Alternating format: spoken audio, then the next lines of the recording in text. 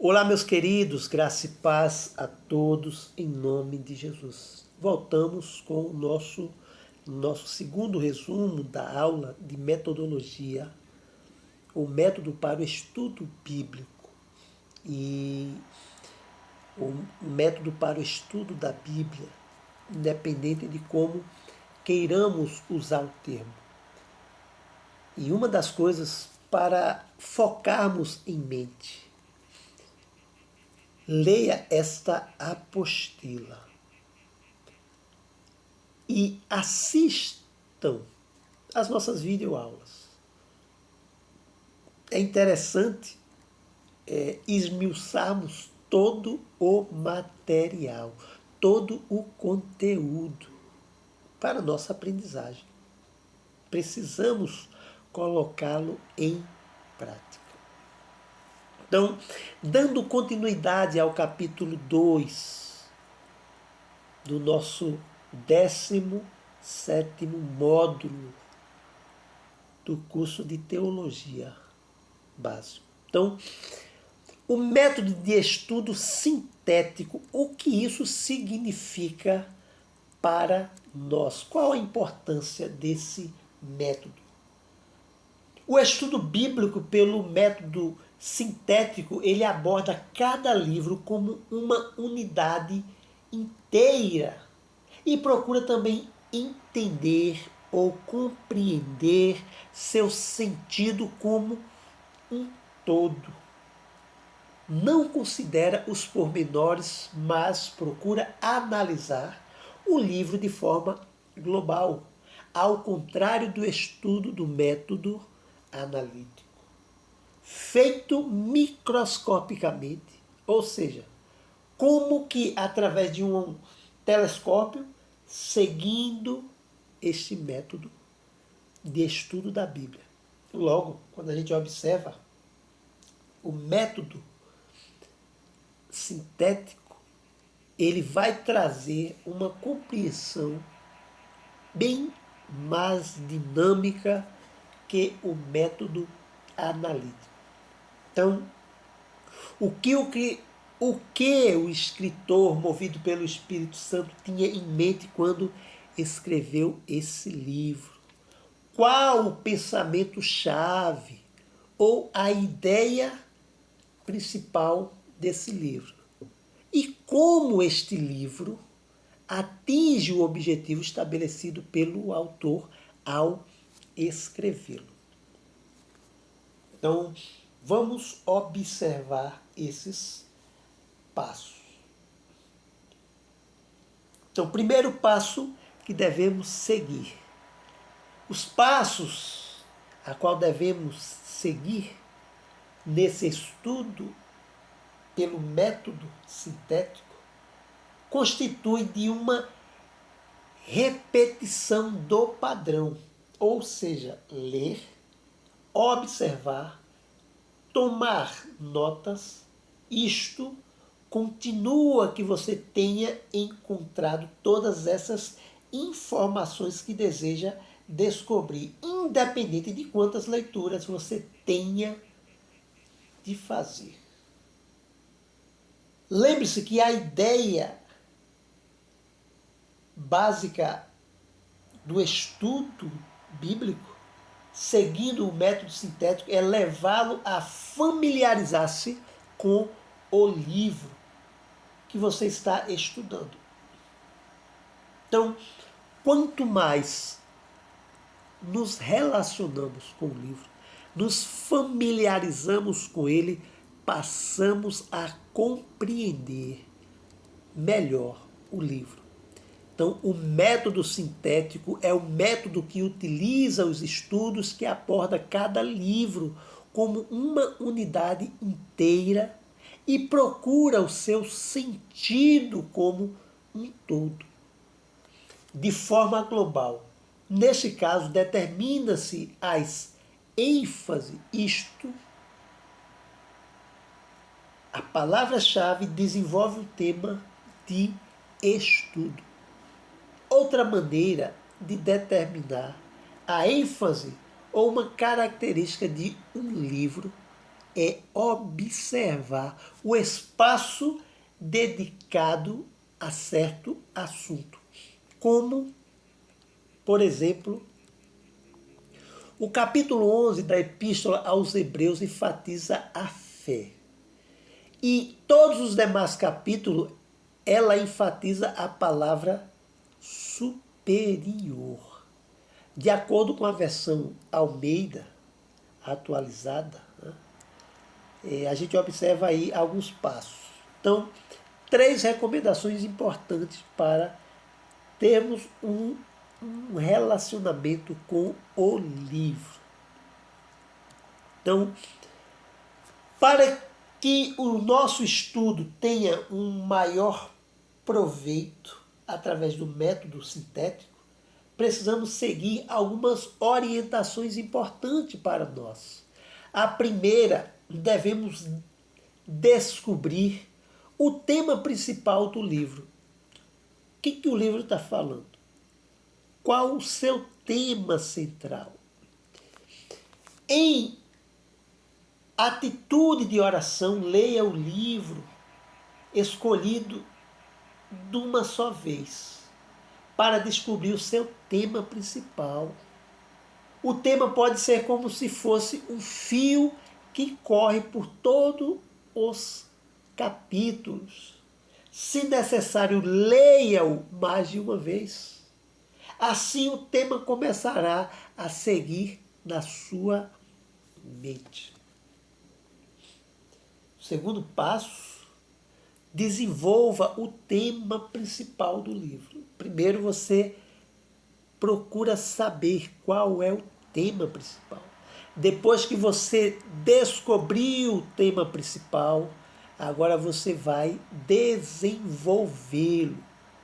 Os anúncios referentes ao conteúdo do livro ajudam a encontrar o tema principais. Tais assuntos são as afirmações que o autor faz antecipadamente, dizendo o que vem a seguir.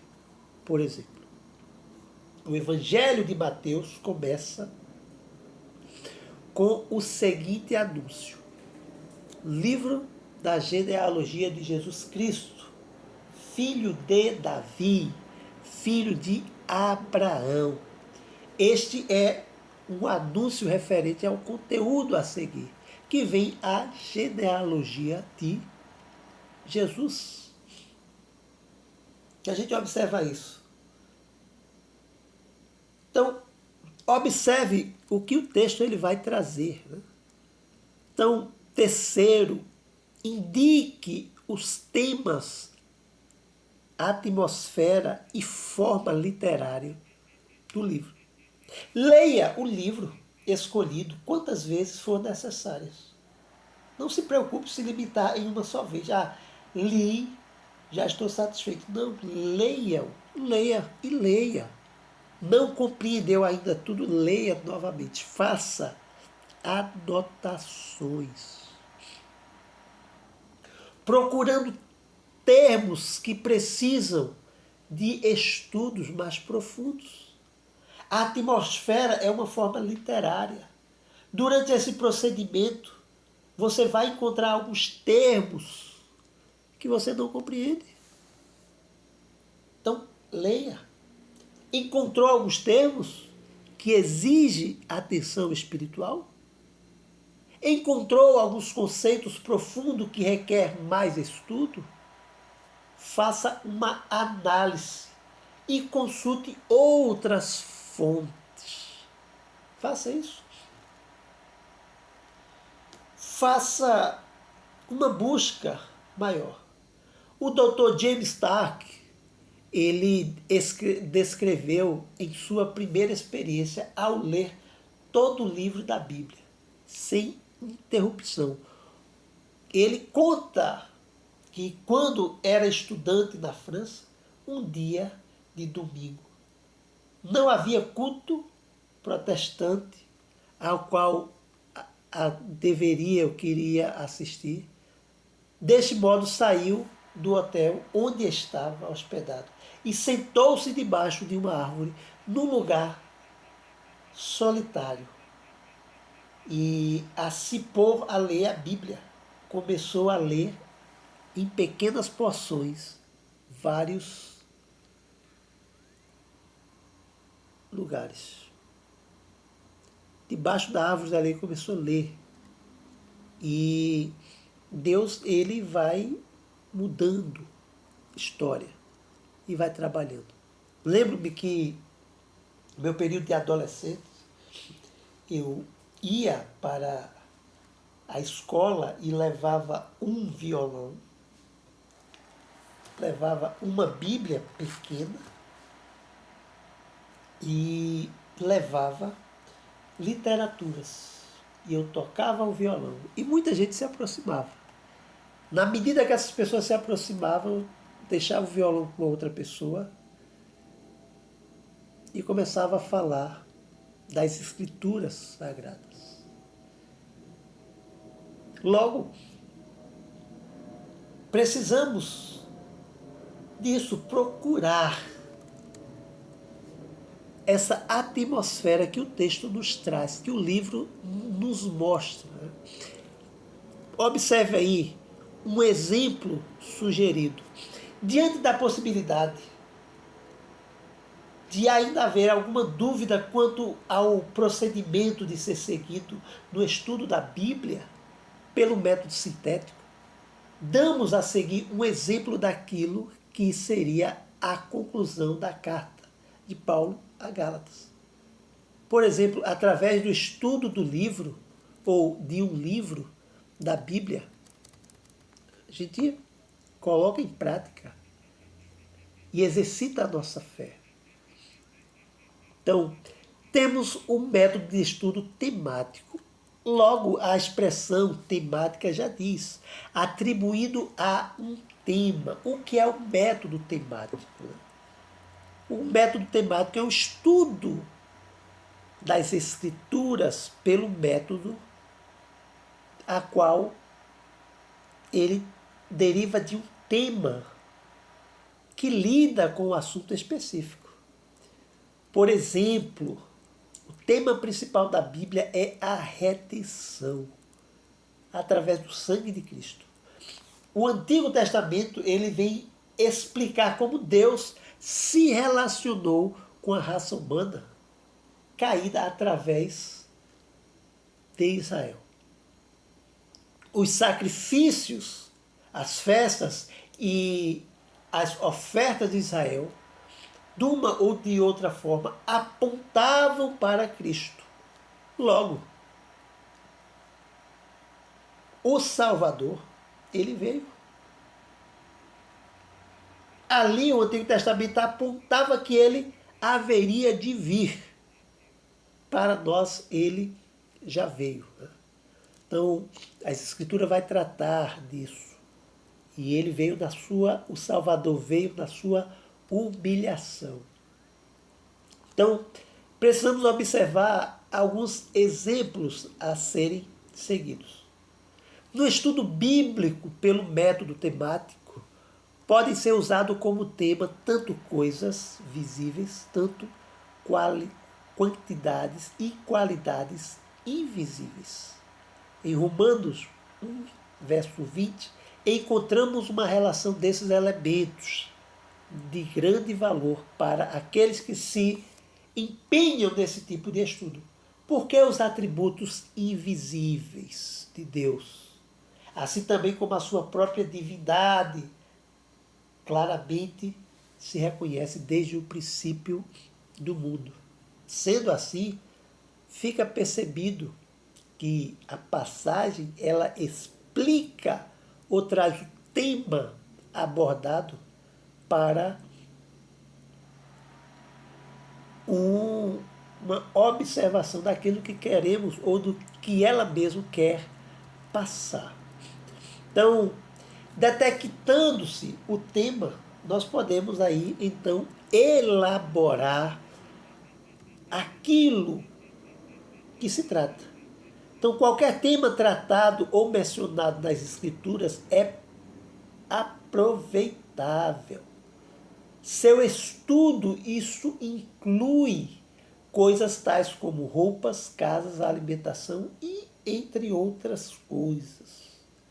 Mas também palavras, isto é, como certas palavras que são usadas nas Escrituras, no seu sentido deverá conter temas como fé, oração, a segunda vinda de Cristo e demais temas relacionados com a vida cristã diária, cotidiana.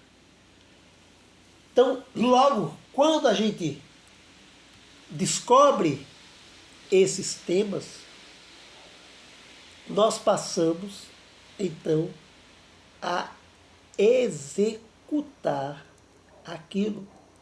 Então, precisamos usar alguns dicionários bíblicos, alguns livros que tragam-nos uma compreensão maior, algumas concordâncias temáticas, para usar melhor, usar recursos para que tenhamos um conceito melhor daquilo, né, de objetos ou referência tanto aos tópicos diretos e de tópicos indiretos. Então essas referências diretas, ela contém a palavra específica ou frase. Logo, quando procuramos essa ideia ou a ideia geral do tema, essas referências indiretas são importantes para uma compreensão mais ampla do tema. Então, a gente observa aí, né, o conceito de tema que deve ser seguido nas Escrituras, e ao observarmos, ao adquirirmos esse tema, detectarmos esse tema, a gente pode criar um estudo ou fazermos um sermão, conhecido como sermão temático. Então, vamos observar alguns exemplos aí. Esse exemplo, para detectarmos o tema. É o método que utilizamos para estudar um livro como um assunto específico, ou seja, no estudo do livro terá um tema específico definido. Como exemplos, temos a fé. Então, 3 tipos de fé. A primeira, a fé salvadora. A segunda, a fé natural. A terceira, a fé como um dom. Então, observem que, encontrando o tema, aí desenvolve-se subtemas, e esses subtemas são importantes. Na aula de homilética, você vai perceber a importância do estudo para o método da Bíblia. Porque a homilética, ela vai trabalhar justamente isso. Os tipos de temas, sermões temáticos, sermões expositivos, sermões analíticos. Então, veja o método de estudo biográfico. O que é isso? O que é o método de estudo biográfico? O que ele trabalha? Essa espécie de estudo bíblico é divertida, pois você tem a oportunidade de estudar o caráter das pessoas que o Espírito Santo colocou na Bíblia. Então você vai também ver a biografia de cada personagem, de onde ele era, quem ele era, o que ele gostava de fazer, para que ele fazia ou para quem se fazia. Logo, você conhece um pouco mais sobre o autor ou o personagem. Quando a gente aprende sobre Paulo, a gente vê quem era Paulo, sua natureza, ele tinha duas nacionalidades, ele era o homem zeloso, e esse homem zeloso, ele também tornou-se um perseguidor. Observe, logo depois ele é perseguido. Então, o método biográfico, né, ele vai trazer essa compreensão de texto aí. Né? Ele vai trazer esse conceito aí de você conhecer mais o autor. Então, observe também o estudo biográfico básico. Então, vejam aí, um passo. O primeiro passo. Escolha a pessoa que você quer estudar e estabeleça, os limites de estudo. Como, por exemplo, a vida de Davi, antes de se tornar rei. Quem ele era, o que fazia. Estabeleça limites. Depois você faz um outro estudo de Davi posteriormente, ou seja, depois de ser rei. Então isso aí será necessário usar uma concordância temática ou um índice enciclopédico. Localizem as referências, as que têm relação com a pessoa a qual você está estudando. Então, observe aí. Faça um resumo de cada uma delas. Delas quem? Dessas pessoas, desses personagens. Então, faça uma observação, anote tudo. Tudo que você perceber dele.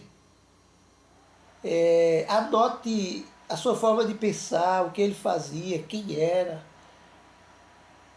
onde morava, quando viveu, o tempo, o período, por que fez o que fez e quem levou ou o que levou os seus feitos. Anote de forma as minúcias sobre o caráter dessa pessoa. Então, depois você veja as dificuldades. Escreva o que você não entende acerca dessa pessoa e também dos acontecimentos de sua vida. Você também deve fazer aplicações possíveis. Anote várias dessas coisas durante o transcurso do seu estudo. Escreva, escolhendo aquelas que o Espírito Santo vem destacar para você. Segundo passo, com a divisão em parágrafo, escreva um breve esboço da vida dessa pessoa a qual você escolheu. Inclua os acontecimentos e características importantes, declarando os fatos sem interpretação. Quando possível, mantenha o material em ordem cronológica seguida. Ordem que vem de acordo com o tempo, a cronologia. Então, agora é hora de fazer um estudo básico avançado. Os seguintes passos podem ser acrescentados quando você achar que o ajudarão em seus estudos biográficos. São facultativos e só devem ser incluídos progressivamente, à medida que você ganha confiança e prática. Então, observe. Primeiro, trace o fundo histórico da pessoa. Use o dicionário bíblico para ampliar este passo. Somente quando necessário, as seguintes perguntas haverão de ser estimuladas no seu pensamento. Então veja aí algumas perguntas. Primeiro, quando viveu a pessoa? Qual o tempo que ela viveu? Quem era ou quais eram as condições políticas, sociais, religiosas e econômicas daquela época? Onde essa pessoa nasceu? Quem foram seus pais? Houve alguma coisa incomum em torno do seu nascimento e da sua infância? Observe isso. Qual a sua vocação? Era um mestre, agricultor, ou tinha alguma outra ocupação? Isto influenciou o seu ministério posterior? Como? Aí você tem que fazer essas observações, anotando, descrevendo isso. Quarto, você também observa aí quem foi o seu cônjuge, se era casado ou não. Tiveram filhos? Se sim, quantos? Tem os nomes? Ou são sujeitos ocultos? Como eram eles? Tem características, semelhanças, atribuições? Ajudaram ou estovaram a sua vida e o seu ministério? Sim ou não? Faça um gráfico das viagens das pessoas a qual você está estudando. Aonde ela foi? Por quê? Que fez? Como a pessoa morreu? Houve alguma coisa extraordinária em sua vida? Então, é uma forma de você aumentar o seu estudo, ou melhor, avançar a compreensão. Então, o método biográfico, ele vai trazer uma biografia da vida da pessoa ou do livro a respeito. Hebreus 11 diz assim, ou melhor, traz, um resumo da vida de muitos santos do Antigo Testamento que viveram e morreram pela fé. De fato, a Bíblia afirma que todos eles morreram na fé, o que indicam essas pessoas a continuarem vivas no céu. Então, logo, a fé, ela é algo fundamental para a vida do cristão. Então, no método biográfico, observamos aí os tipos de biografia. Então, a gente observa aí nesse estudo o tipo de biografia que estão incluídos alguns elementos, ou os seguintes elementos. Narrativa simples. A escritura ela contém informações biográficas por causa dos propósitos específicos dos seus autores. Segundo Timóteo, a gente observa isso 3,16. Ensina toda a escritura. Ela é útil no ensino do crente. Então, observe a bibliografia de narrativa simples. Aí existe a exposição da narrativa. A segunda razão pela qual o escritor da escritura ou da escritura inclui informações bibliográficas, seus livros é para usar a narrativa, a história de uma pessoa como meio de ensinar uma lição histórica. Então, logo, está expondo aquela pessoa, está narrando o fato dessa pessoa de forma histórica, está trazendo um registro simples daquela pessoa a qual Deus operou por meio dela para que fossem influenciadores aos seus leitores.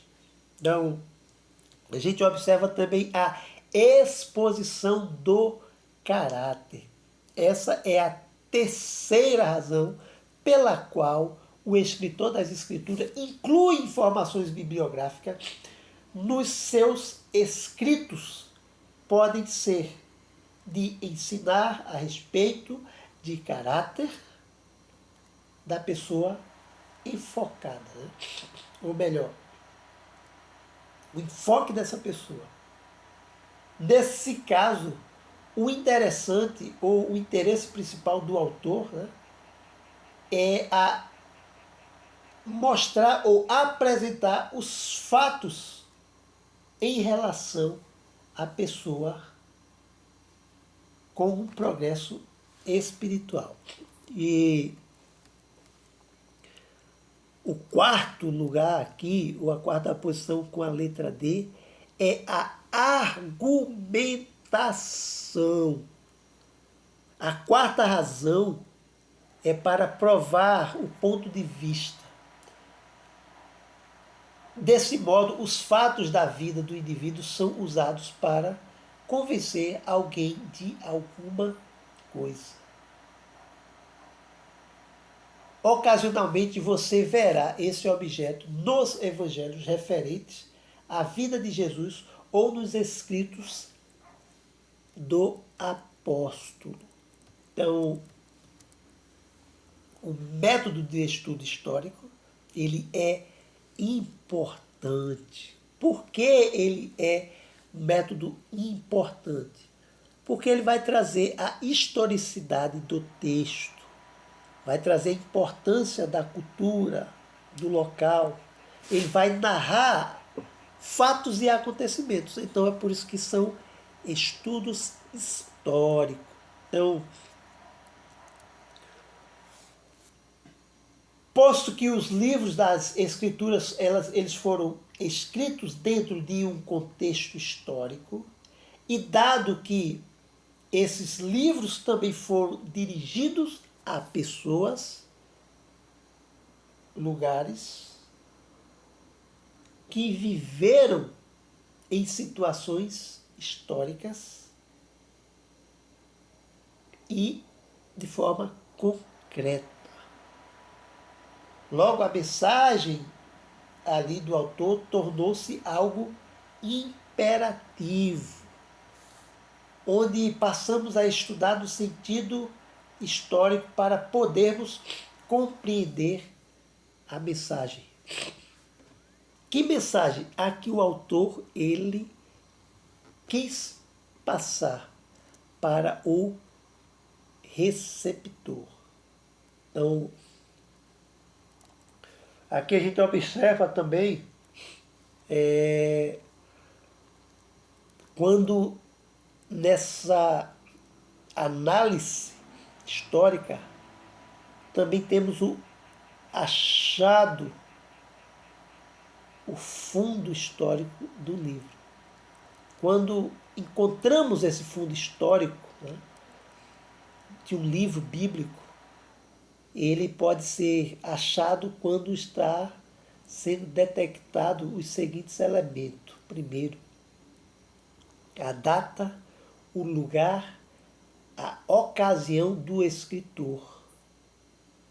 O escritor, na sua identidade ou destinatário, nas suas características e problemas, costumes contemporâneos e na sua literatura social, político, geográfico e espiritual, a qual o autor dos destinatários da obra e dos personagens nela citados. Então, em outras palavras, né, é o estudo das escrituras pelo qual usamos um método histórico. Ele é o descobrimento do fundo histórico.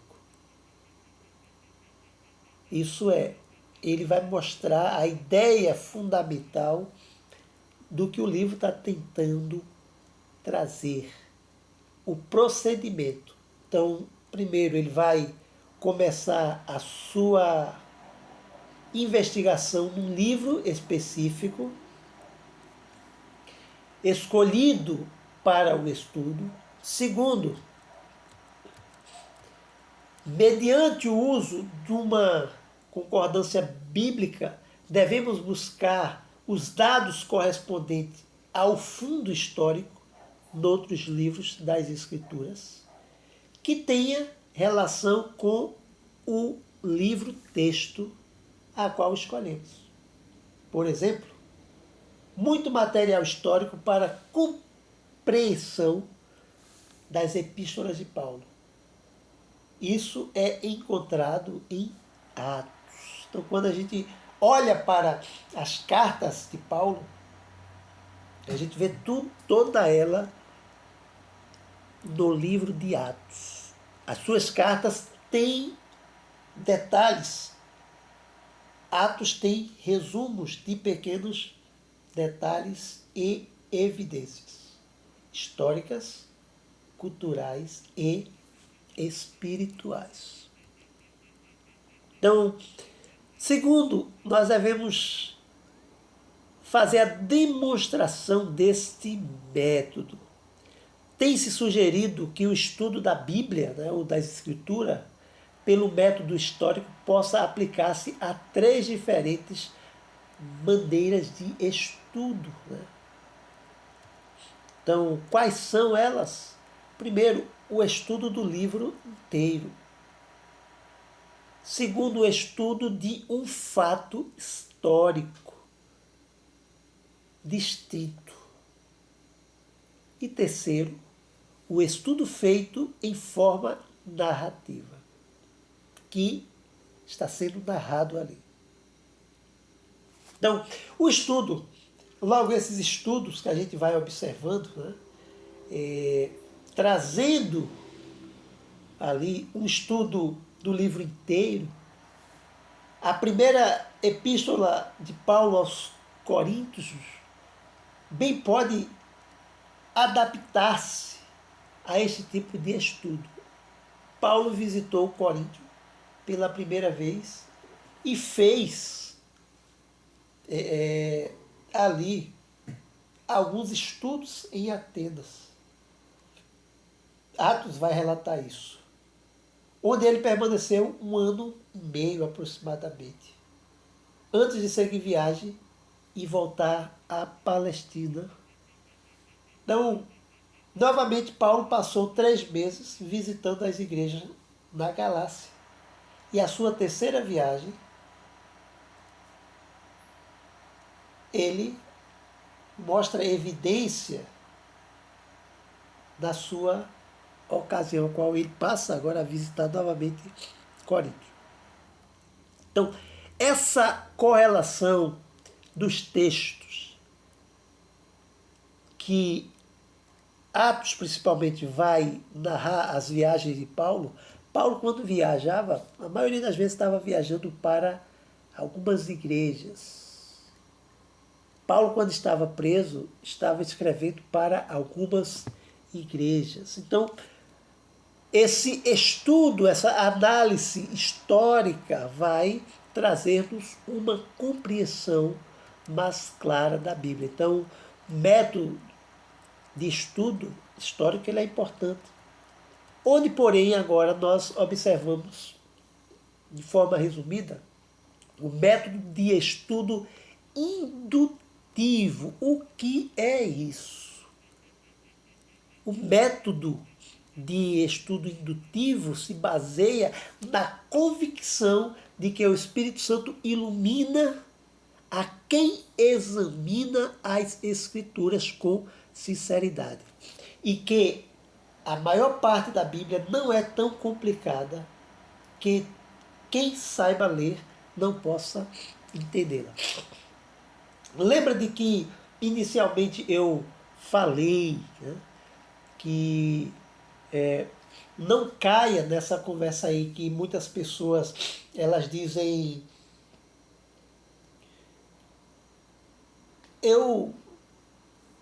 a Bíblia, né, ou seja, o Espírito Santo revela a Bíblia, né, interpreta a Bíblia. Não, ele não interpreta. Ele ilumina. Ele traz uma compreensão a qual os meus entendimentos ou os meus olhos não conseguem perceber. Então, vamos observar aí. Então, esse método indutivo, primeiro, baseia-se na convicção que o Espírito Santo ilumina a quem examina as Escrituras. Segundo, é óbvio que as obras literárias têm partes que se formam no todo.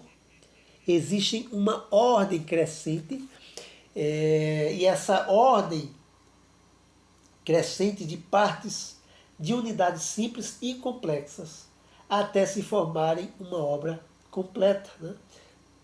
Outra coisa a gente observa aí no método de estudo indutivo é a unidade literária menor, que é o estudo bíblico indutivo. Estudo bíblico indutivo, a gente pode fazer uma redundância da palavra, ou colocá-la no reducionismo, EB, né? Ou usar algumas siglas para ela. Logo, a EB, ela emprega a palavra, organiza-se, palavras em frases, frases em períodos, períodos em parágrafos e parágrafos em seções, seções em divisões e, por fim, a obra já está completa. Então, palavras, unidade menor. Frases, reunião de palavras que formam um sentido completo. Período, reunião de frases ou orações que formam sentidos completos. Parágrafo, um discurso ou capítulo que forma sentido completo e que usualmente se inicia com uma mudança de linha. Seção é a parte de um todo, divisão ou subdivisões de uma obra, tratado ou estudo. Então, ficamos por aqui na nossa segunda aula. E Deus te abençoe. Nosso terceiro resumo, estaremos vendo o método de estudo teológico. Você não pode deixar de ler a sua apostila, nem deixar de ler as Escrituras, muito menos de colocar isso em prática para a sua aprendizagem. Que Deus te abençoe. Lembre-se, observem, leiam essa apostila, assistam às videoaulas, porque os assuntos das videoaulas, que é um resumo da apostila e alguns acréscimos, caem na prova. Que Deus te abençoe.